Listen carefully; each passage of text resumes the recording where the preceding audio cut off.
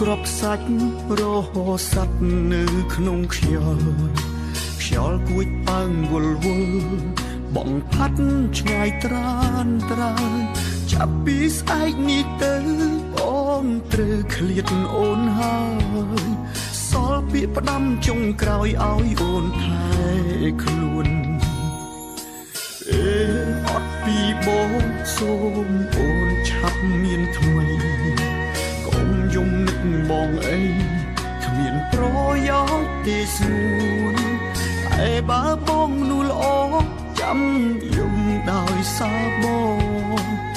ងមិនមែនជាបងដូចពីមុនទេបងខំដែលហ៊ានចាកចេញពីជីវិតអូនបងដឹងតែអត់តម្លៃអាចក្បែរបងធ្វើទាំងបងខំមិនមែនបេះដូងអ្នកបាញ់ជាតិទេ